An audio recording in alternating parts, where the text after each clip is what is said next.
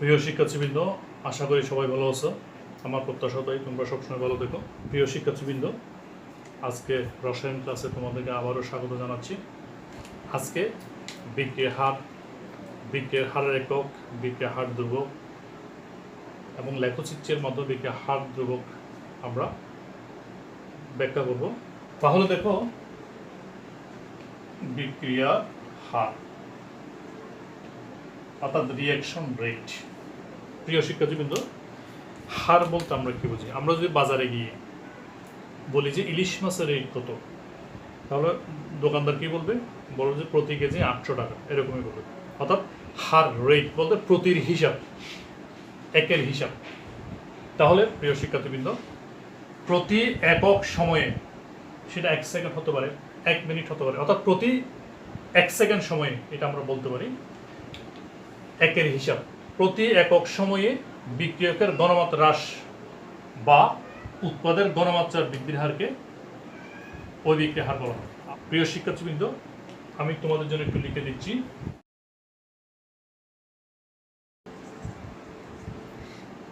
প্রতি একক সময়ে বিক্রিয়কের গণমাত্রা হ্রাস বা উৎপাদের গণমাত্রা বৃদ্ধির পরিমাণকে ওই বিক্রিয়া হার বলা হয়। আমরা জানি সময়ের সাথে বিক্রিয়কের গণমাত্রা কমতে থাকে এবং উৎপাদের গণমাত্রা বাড়তে থাকে। সে কারণে এখানে বলা হয়েছে বিক্রিয়কের গণমাত্রা হ্রাস বা উৎপাদের গণমাত্রা বৃদ্ধির পরিমাণ। ঠিক আছে? তাহলে আমরা এখন তাহলে কি লিখতে পারি? সুতরাং বিক্রিয়া হার সমান বিক্রিয়ার হার বা গতিবেগ সমান বিক্রিয়ক বা উৎপাদের গণমাত্রার পরিবর্তন।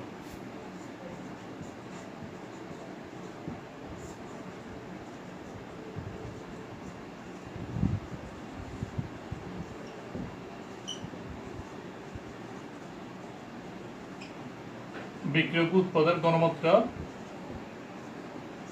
পরিবর্তন ডিভাইডেড বাই ব্যয়িত সময়। বিক্রিয়ক উৎপাদের গণমাত্রা পরিবর্তন ডিভাইডেড বাই ব্যয়িত সময়। ঠিক আছে? তাহলে আমরা একটা গাণিতিক ব্যাখ্যা দেব। প্রিয় শিক্ষার্থীবৃন্দ, এখন আমরা জানবো বিক্রিয়ার হারের গাণিতিক প্রকাশ। একটি সাধারণ বিক্রিয়া বিবেচনা করি। ঠিক আছে? একটি সাধারণ বিক্রিয়া বিবেচনা করি, এ থেকে বি উৎপন্ন হচ্ছে। ঠিক আছে? এখানে এ হলো বিক্রিয়ক, বি হলো উৎপাদ। তাহলে দেখো, যদি প্রাথমিক অবস্থায় এখানে যখন বিক্রিয়া শুরু হবে না, তখন সম্পূর্ণরূপে বিক্রিয়ক এ থাকবে, বিক্রিয়ক বিটা 0 থাকবে। যখন বিক্রিয়া শুরু হবে, সময়ের সাথে, সময়ের বৃদ্ধির সাথে এ বিক্রিয়া করে উৎপাদ বিতে পরিণত হবে। তখন এর গণমাত্রা কমতে থাকবে, বি এর গণমাত্রা বাড়তে থাকবে। তাহলে যে কোনো সময়ে আমরা বিক্রিয়ার হারটা কিভাবে বের করব সেটা আমরা একটু দেখি। ধরো, বিক্রিয়া শুরু হওয়ার t1 সময় পরে, অর্থাৎ t সমান t1 হলে আমরা যদি এর ঘনত্ব c1 ধরি, ঠিক আছে, এবং আবার t সমান যদি t2 হয়, অর্থাৎ সময় অতিবাহিত হওয়ার t1 সময়ে যদি এর ঘনত্ব c1 এবং t2 সময় পরে এর ঘনমাত্রা কমে c2 তে পরিণত হয়, ঠিক আছে কিনা? তাহলে গণমাত্রা পরিবর্তন হয় কত হলো? t, অর্থাৎ সময় t সময় যখন 0 ছিল, এটার গণমাত্রা সম্পূর্ণ ছিল, b ছিল না। এখন t সময় অতিবাহিত হওয়ার পর t1 সময় অতিবাহিত হলো, তখন এর গণমাত্রা হ্রাস পেল, হ্রাস পেয়ে c1 হলো। সময় আরো অতিবাহিত হলো, t সমান t2, অর্থাৎ t2 সময় পরে এর গণমাত্রা আরো কমে c2 হলো। ঠিক আছে? এই ক্ষেত্রে b এর গণমাত্রা হয়ে গেল t1 সময় x1, আর t2 সময় b এর গণমাত্রা ধরে নিলাম x2। অর্থাৎ এখানে x1 b এর গণমাত্রা কমবে আর b এর গণমাত্রাটা বাড়বে, কারণ যেহেতু a উৎপাদ b তে পরিণত হবে। তাহলে t1 সময়ে a যদি c1 হয়, t1 সময় b কে x1 ধরলাম, আর t2 সময়ে সময় বাড়ার সাথে সাথে, অর্থাৎ t2 সময়ে এর গণমাত্রা কমে c2 হলো, তখন b এর গণমাত্রা বেড়ে x2 হলো। ঠিক আছে? তাহলে এখানে দেখো গণমাত্রার পরিবর্তনটা কি হবে।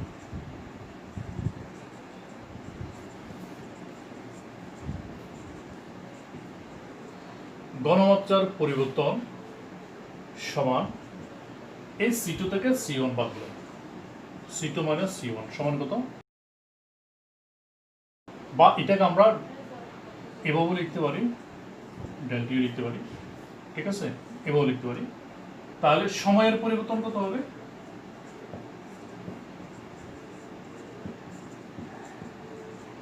সময়ের পরিবর্তন এই যে T2 থেকে T1 বাদ দেবো,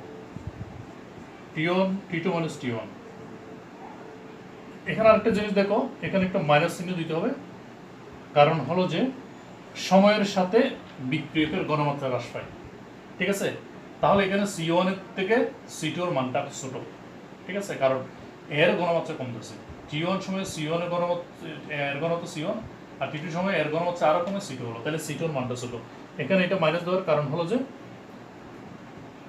আমরা এখানে একটু লিখে দিই, অতএব C1 গ্রেটার দেন C2, অর্থাৎ এখানে ছোট থেকে বড় গেছে বিয়োগ, তাহলে বড় চিহ্নের আগে যেটা সেইটাই পাবে। অর্থাৎ এই মাইনাস চিহ্ন দ্বারা বোঝায় যে বিক্রিয়কের ঘনমাত্রা কমে।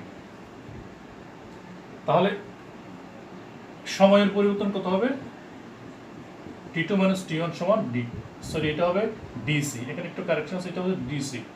C2 মাইনাস C1 সমান DC মাইনাস DC। এটা মাইনাস DC হওয়ার কারণ হলো এখানে C2টা ছোট, C1টা বড়, সেখানে বড় সংখ্যার আগে যে চিহ্নটা আছে সেটা করবে। এই মাইনাস চিহ্ন দ্বারা বোঝায় যে বিক্রিয়কের ঘনমাত্রা হ্রাস পাচ্ছে। আবার সময়ের পরিবর্তন হবে T2 মাইনাস T1 সমান DT, এটা ডেল সি, তাহলে DT, বা এটাকে আমরা এভাবে লিখতে পারি ডেল টি, এভাবে লেখা যায়, ঠিক আছে। তাহলে আমরা পেলাম এই। সুতরাং বিক্রিয়কের ঘনমাত্রার পরিবর্তন আমরা এখানে আমি লিখতে পারি বিক্রিয়কের ঘনমাত্রার পরিবর্তন, বিক্রিয়কের ঘনমাত্রার পরিবর্তন আমরা হয়েছে মাইনাস DC, আর সময়ের পরিবর্তন পেলাম T2 মাইনাস T1 সমান DT। তাহলে সুতরাং বিক্রিয়ার হার কত হবে? বিক্রিয়ার হার বা গতিবেগ কত হবে? বিক্রিয়ার হার সমান কত হবে? Minus DC by DT। বিক্রিয়ার হার বা গতিবেগ আর সমান মাইনাস DC বাই DT। আবার এটাকে আমরা এইভাবে লিখতে পারি চাইলে মাইনাস DT। তোমরা যাতে কনফিউজড না হও সেই জন্য এটাও আমি দেখা যাচ্ছে, এটাও লেখা যায়। তাহলে বিক্রিয়ার হার সমান মাইনাস DC বাই DT। অর্থাৎ ঘনমাত্রার পরিবর্তনকে সময়ের পরিবর্তন দ্বারা ভাগ করলে বিক্রিয়ার হার আসবে। প্রতি একক সময়ে বিক্রিয়ক উৎপাদের ঘনমাত্রার পরিবর্তন আসবে, ঠিক আছে। এটাই হলো বিক্রিয়ার হার। আর এখানে আবার বলছি, এখানে ঋণাত্মক চিহ্ন দ্বারা বিক্রিয়কের ঘনমাত্রা, ঋণাত্মক চিহ্ন দ্বারা বিক্রিয়কের ঘনমাত্রা হ্রাস বোঝায়। আবার যদি বিষয়টা এরকম হয়, বিষয়টা যদি এরকম হয়, উৎপাদের ক্ষেত্রে চিন্তা করি, এখন লিখব উৎপাদের, এই জায়গা হচ্ছে উৎপাদের ঘনমাত্রার পরিবর্তন কত হবে? x2 মাইনাস x1, তাহলে কত হবে? এটা হচ্ছে dx, বা এটাকে আমরা এই ডেল এক্সও লিখতে পারি, ঠিক আছে। এই dx এখানে কিন্তু মাইনাস চিহ্ন হবে না, প্লাস চিহ্ন হবে, কারণ এখানে x2 বড়, x1 ছোট, সেজন্য অতএব x2 গ্রেটার দেন x1, বড় থেকে ছোট গেছে, সেই জন্য এখানে কোনো মাইনাস হবে না। এর অর্থ হলো যে বিক্রিয়কের উৎপাদের ঘনমাত্রা বাড়ে, ধনাত্মক, ঠিক আছে। বিক্রিয়কের ঘনমাত্রার পরিবর্তন ঋণাত্মক ছিল, উৎপাদের ঘনমাত্রার পরিবর্তনটা ধনাত্মক, কারণ এখানে x2 বড় মান, কারণ সময়ের সাথে উৎপাদের ঘনমাত্রা বৃদ্ধি পায়, সেই জন্য x2 বড়। তাহলে সময়ের পরিবর্তন আগের মতোই T2 মাইনাস T1 সমান DT। তাহলে কি হবে?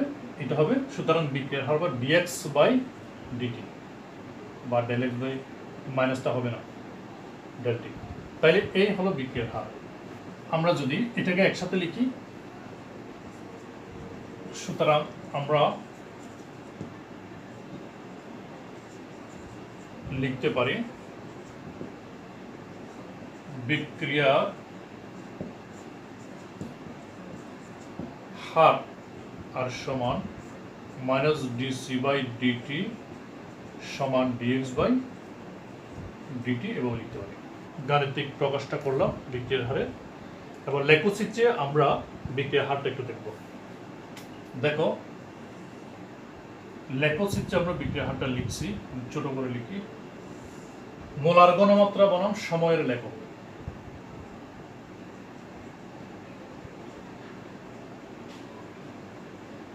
মোলার ঘনমাত্রা বনাম সময়। ঠিক আছে কিনা? দেখো বিক্রিয়ার শুরুতে বিক্রিয়ক সম্পূর্ণ ছিল কিন্তু উৎপাদ ছিল 0। বিক্রিয়ক ছিল, অর্থাৎ আমি যদি একটা পাত্রে বিক্রিয়া ঘটাই, মনে করে এখানে আছে কোনো বি নেই, অর্থাৎ আমি যদি এটাকে বিক্রিয়কের প্রাথমিক ঘনমাত্রাকে C0 ধরলাম, প্রাথমিক ঘনমাত্রা C0 ধরলাম, এবং প্রাথমিক অবস্থায় সম্পূর্ণ বিক্রিয়ক ছিল, কোনো উৎপাদ ছিল না, উৎপাদ ছিল 0। সময়ের সাথে সময় বৃদ্ধির সাথে উৎপাদের ঘনমাত্রা ধীরে ধীরে কমতে থাকে, সময়ের সাথে বিক্রিয়কের ঘনমাত্রা ধীরে ধীরে কমতে থাকবে, ঠিক আছে? বিক্রিয়কের ঘনমাত্রা ধীরে ধীরে কমতে থাকবে এবং উৎপাদের ঘনমাত্রা ধীরে ধীরে বাড়তে থাকবে, ঠিক আছে কিনা? তাহলে বিক্রিয়ক ঘনমাত্রা কমতে কমতে একটা পর্যায়ে বিক্রিয়কের মনে করো সাম্যাবস্থা প্রাপ্ত হলো এরকম হবে, ঠিক আছে কিনা? তাহলে এটা হচ্ছে বিক্রিয়কের রেখা, এটা হচ্ছে বিক্রিয়কের রেখা, হ্যাঁ, বিক্রিয়কের ঘনমাত্রা রেখা, আর এটা হচ্ছে উৎপাদের ঘনমাত্রা রেখা, ঠিক আছে? আমি এইভাবে লিখি, বিক্রিয়ক, এটা হচ্ছে উৎপাদের রেখা, উৎপাদ, এটা হচ্ছে বিক্রিয়কের রেখা, এদিকে লিখলাম। এটা হচ্ছে বিক্রিয়কের ঘনমাত্রার রেখা, এটা হচ্ছে উৎপাদের ঘনমাত্রার বক্ররেখা, ঠিক আছে কিনা? যাই হোক, সময়ের সাথে বিক্রিয়কের ঘনমাত্রা কমতেছে এবং উৎপাদের ঘনমাত্রা বাড়তেছে, ঠিক আছে? একটা পর্যায়ে সম্মুখ এবং পশ্চাৎ বিক্রিয়ার হার সমান হয়ে যাবে, ঠিক আছে কিনা? যাই হোক, এখন দেখো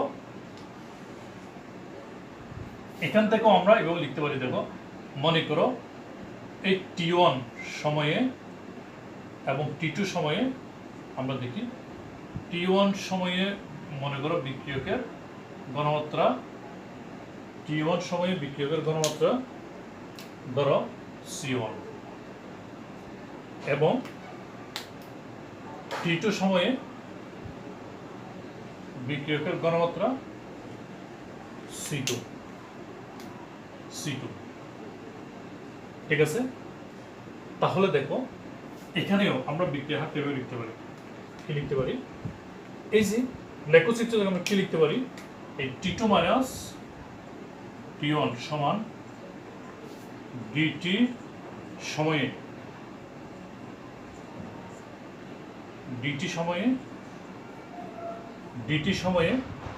বিক্রিয়কের ঘনমাত্রা হ্রাস,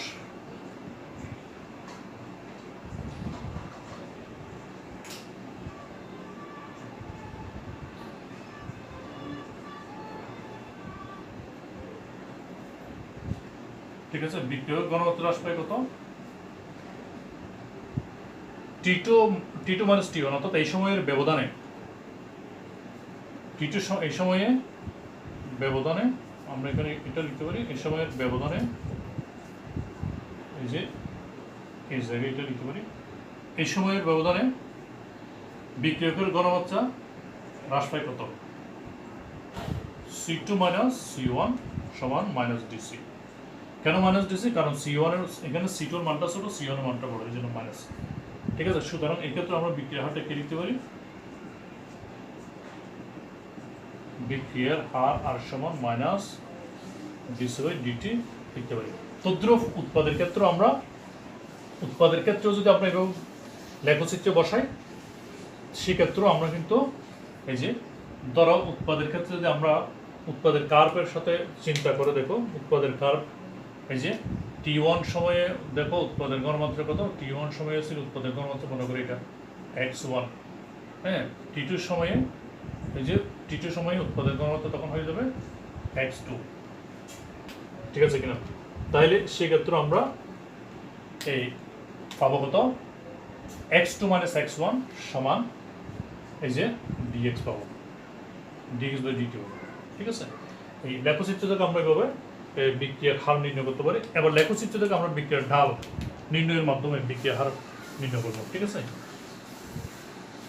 তাহলে এখানে যদি আমরা বিক্রিয়কের ঘনমাত্রার, এই যে বিক্রিয়কের ঘনমাত্রার একটি বিন্দু যদি আমরা স্পর্শক টানি, ঠিক আছে কিনা? বিক্রিয়কের ঘনমাত্রার একটি বিন্দুতে, বিক্রিয়কের ঘনমাত্রার বক্ররেখার একটি বিন্দু যদি আমরা স্পর্শক টানি, তাহলে ডালের মান হবে মাইনাস DC/dt এর সমান। ধরো আমি এখানে একটা স্পর্শক টানলাম, এই স্পর্শক টানলাম, ঠিক আছে? তাহলে কি দাঁড়ালো? দেখো মনে করো এই বিন্দুটা এ বি সি, তাহলে এই স্পর্শকের ডাল হবে বিক্রিয়ার হার। তাহলে আমরা একটু দেখি, তাহলে এখানে বিক্রিয়ার ডালের মান হবে কত? ডালের মান হবে এই যে মাইনাস ডিসি বাই ডিটি। ঠিক আছে, বিক্রিয়কের ঘনমাত্রার বক্ররেখার উপরে এক বক্ররেখার কোনো বিন্দুতে একটি স্পর্শক আঁকলে যে ডাল পাওয়া যাবে সেই ডালের মান মাইনাস ডিসি বাই ডিটি এর সমান। ঠিক আছে, তাহলে আমরা কি পাচ্ছি? স্পর্শকের ডাল সমান বিক্রিয়ার হার। ঠিক আছে না, সমান বিক্রিয়ার ডাল। এই যে আবার উৎপাদের বক্ররেখার কোনো বিন্দুতে যদি আমরা স্পর্শক টানি, আবার উৎপাদের ঘনমাত্রার বক্ররেখার কোনো বিন্দুতে স্পর্শক টানলেও আমরা যে ডাল পাবো সেই ডালের মান হবে কত? এই যে ডিএক্স বাই ডিটি। ঠিক আছে, অর্থাৎ ডিএক্স বাই ডিটি, অর্থাৎ এক্ষেত্রে আমরা ডালের মান পাচ্ছি ডিএক্স বাই ডিটি। ঠিক আছে, তাহলে এই যে স্পর্শক থেকে আমরা যা পেলাম সেটা যদি আমরা এভাবে লিখি,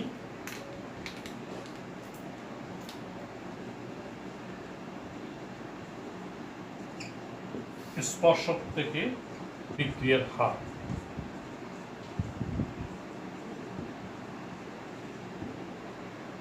স্পর্শক থেকে বিক্রিয়ার হার আর সমান কত পাচ্ছি? মাইনাস ডিসি বাই ডিটি সমান ডিএক্স বাই ডিটি, এরকমই পাচ্ছি। ঠিক আছে, তাহলে এটাই তো স্পর্শকের ডাল, এই যে ডাল সমান স্পর্শকের, অর্থাৎ বিক্রিয়ার হার স্পর্শকের ডালের সমান, তাই সমান স্পর্শকের ডাল। ঠিক আছে, আবার আমরা যে বিক্রিয়ার হার সমান কত জানি? ঘনমাত্রার পরিবর্তন বাই ব্যয়িত সময়।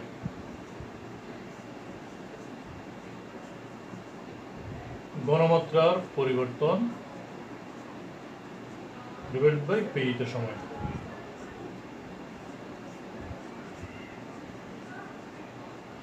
ঠিক আছে না, ঘনমাত্রার পরিবর্তন ডিভাইডেড বাই ব্যয়িত সময়। তাহলে সমান কি লিখতে পারি? এখানে আরেকটা জিনিস দেখো, এই যে ওয়াই অক্ষ বরাবর আমরা ঘনমাত্রা চিহ্নিত করেছি, আর এক্স অক্ষ বরাবর হচ্ছে সময়।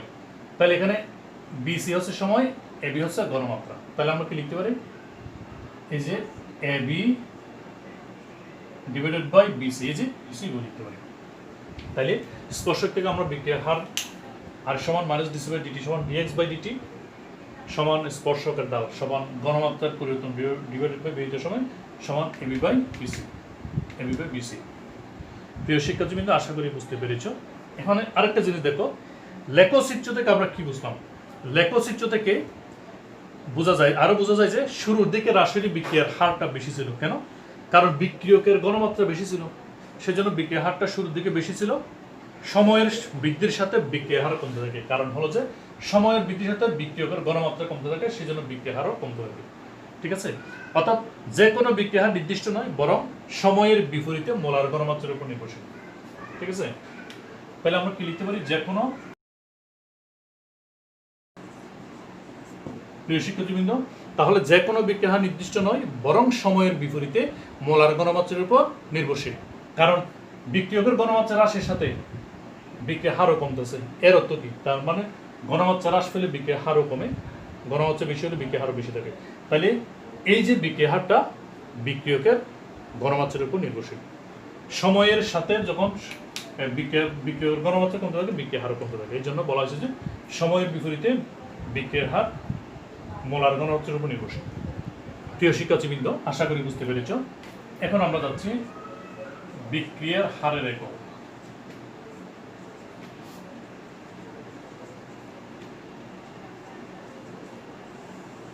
এই যে বিক্রিয়ার হার আর সমান এই যে ডিসি বাই ডিটি বা ডিএক্স বাই ডিটি, তার উপরে ঘনমাত্রার পরিবর্তন এটাই সময়ের পরিবর্তন। তাহলে বিক্রিয়ার হারের এককটা আমরা কি লিখতে পারি?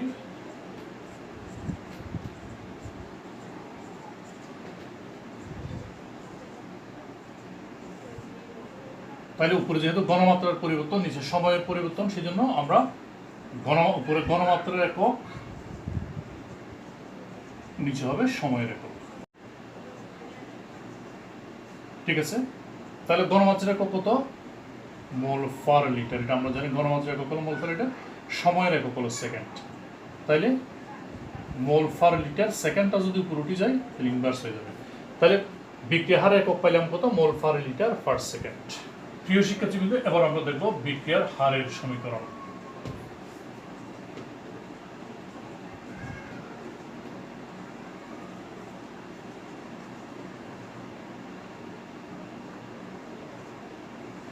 একটি বিক্রিয়া বিবেচনা করি, এ প্লাস বি বি সমান উৎপাদ।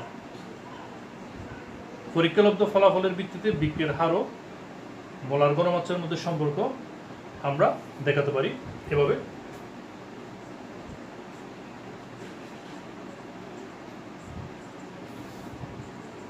বিক্রিয়ার হার আর প্রপোর্শনাল টু, এটা মূলত বরক্রিয়ার সূত্রের আলোকে লেখা, আমি একটু পরে বলছি। A power A to the power A B to the power B, এটা কি দাঁড়াইল? এই যে বিক্রিয়কের ঘাত সহ মোলার ঘনত্ব, আমরা বরক্রিয়ার সূত্র হতে জানি বিক্রিয়কের অর্থাৎ বিক্রিয়ার হার বিক্রিয়কের সক্রিয় ভরের ঘাত সহ গুণফলের সমানুপাতিক। আমরা সক্রিয় ভর বলতে মোলার ঘনমাত্রা বা আংশিক চাপকে বুঝি। আবার এইভাবেও বলতে পারি বিক্রিয়কগুলোর বিক্রিয়ার হার বিক্রিয়কগুলোর মোলার ঘনমাত্রার ঘাত সহ গুণফলের সমানুপাতিক। ঠিক আছে, এই যে মোলার ঘনমাত্রা পাওয়ার, এই যে ঘাত সহ গুণফলের সমানুপাতিক। তাহলে আর ইজ প্রপোর্শনাল টু, এই যে এ টু দি পাওয়ার এ, এর ঘনমাত্রা two the power A, B এর ঘনমাত্রা টু দি পাওয়ার বি, এই যে এই সহগগুলো পাওয়ার হিসেবে গেছে। সুতরাং ঠিক আছে কিনা? আর সমান কত হবে? কে একটি সমানুপাতিক ধ্রুবক আনলাম এ ইন্টু বি। ঠিক আছে, এই এখানে কে হলো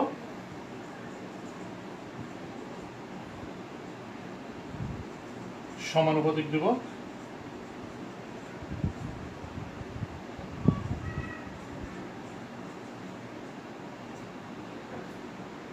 যাকে বিক্রিয়ার হার ধ্রুবক বলে।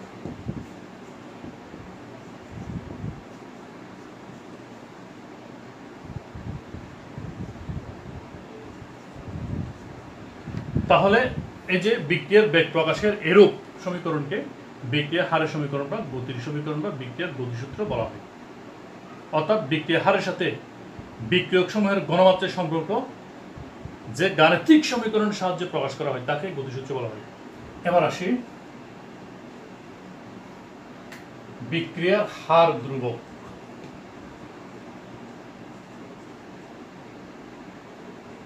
বিক্রিয়ার হার ধ্রুবক, দেখো এই ক্ষেত্রেও আমরা এই সাধারণ সমীকরণটা বিবেচনা করব।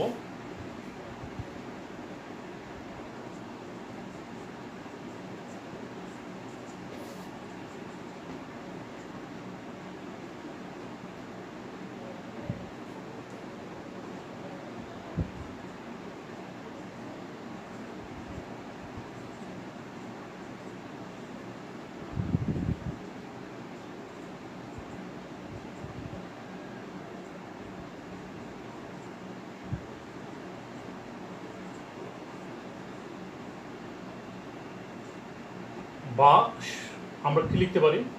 এই যে কে কে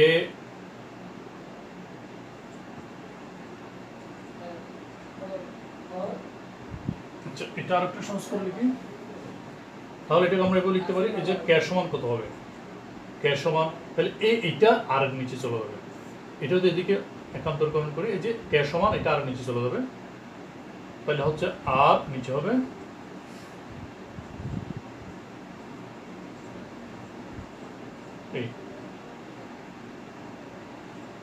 এই এখানে কে হলো বিক্রিয়ার হার ধ্রুবক।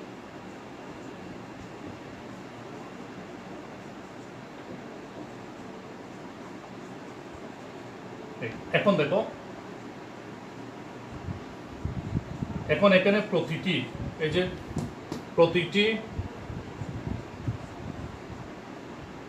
বিক্রিয়কের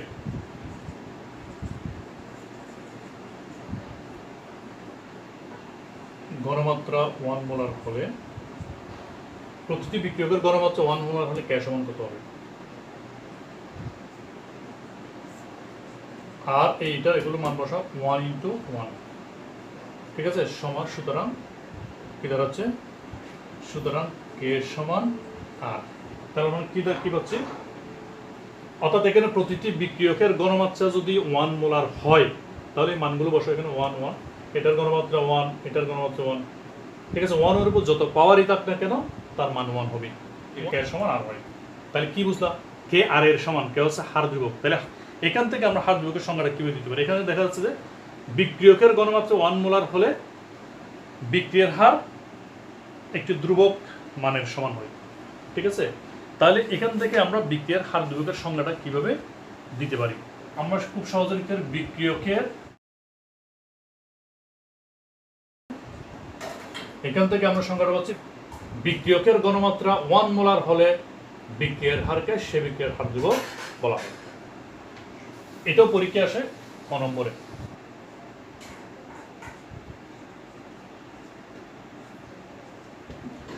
বিক্রিয়ার হার ধ্রুবকের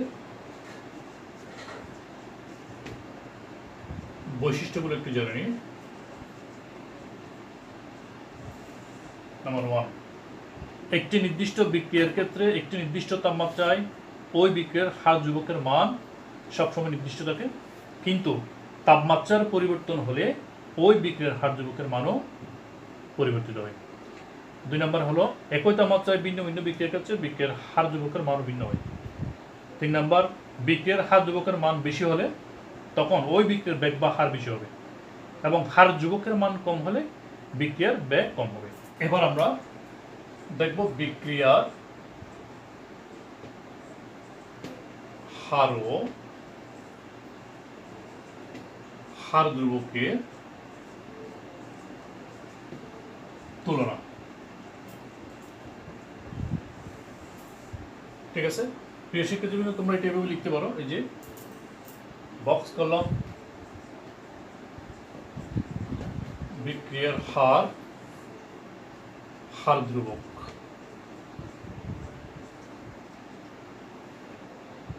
ঠিক আছে। তাহলে আমরা দেখি তুলনামূলক আলোচনাটা কি হতে পারে। তাহলে প্রতি একক সময়ে কোনো রাসায়নিক বিক্রিয়া যতটুকু সম্পন্ন হয়, অর্থাৎ প্রতি একক সময়ে সংঘটিত বিক্রিয়া, হ্যাঁ, অর্থাৎ প্রতি একক সময়ে কি পরিমাণ বিক্রিয়া সংঘটিত হলো তাকে ওই বিক্রিয়ার হার বলা হয়। আর বিক্রিয়কগুলোর ঘনমাত্রা 1 মোলার হলে তাহলে সে বিক্রিয়ার হারকে ওই বিক্রিয়ার হার ধ্রুবক বলা হয়। এটা হচ্ছে সংজ্ঞাগত একটা পার্থক্য। 2 নম্বর, তাপমাত্রার পরিবর্তনে বিক্রিয়ার হার পরিবর্তন হয়, এবং তাপমাত্রার পরিবর্তনে বিক্রিয়ার হার ধ্রুবকের মানও পরিবর্তিত হয়, ঠিক আছে। তাপমাত্রা স্থির রেখে বিক্রিয়কগুলোর ঘনমাত্রা পরিবর্তন করলে বিক্রিয়ার হারের পরিবর্তন ঘটে। দেখো, তাপমাত্রা স্থির রেখে বিক্রিয়কগুলোর ঘনমাত্রার পরিবর্তন করলে বিক্রিয়ার হারের পরিবর্তন ঘটে, কারণ বিক্রিয়ার হারটা ঘনমাত্রার উপর নির্ভরশীল। তাপমাত্রা স্থির রেখে বিক্রিয়কগুলোর ঘনমাত্রা পরিবর্তন করলে বিক্রিয়ার হার ধ্রুবকের মানের কোনো পরিবর্তন ঘটে না, কারণ স্থির তাপমাত্রায় বিক্রিয়ার হার ধ্রুবকের মান নির্দিষ্ট, সেই জন্য তাপমাত্রা স্থির রেখে বিক্রিয়কগুলোর ঘনমাত্রা পরিবর্তন করলে হার ধ্রুবকের মানের কোনো পরিবর্তন হয় না, ঠিক আছে। অর্থাৎ বিক্রিয়ার হার ঘনমাত্রার উপর নির্ভরশীল, বিক্রিয়ার হার ধ্রুবক ঘনমাত্রার উপর নির্ভরশীল নয়, ঠিক আছে। কারণ বিক্রিয়ার হার ধ্রুবক স্থির তাপমাত্রা একটি ধ্রুব রাশি, বিক্রিয়ার হারের একক মোল পার লিটার পার সেকেন্ড, ঠিক আছে। আর হার ধ্রুবকের একক হার সূত্র মতে পরীক্ষা নির্ভর বিক্রিয়ার ক্রম এর উপর নির্ভর করে, ঠিক আছে। প্রিয় শিক্ষার্থীবৃন্দ, আশা করি বুঝতে পেরেছ। তোমাদের সবাইকে ধন্যবাদ জানাচ্ছি। ভালো থেকো, সুস্থ থেকো, দেখা হবে আগামী ক্লাসে।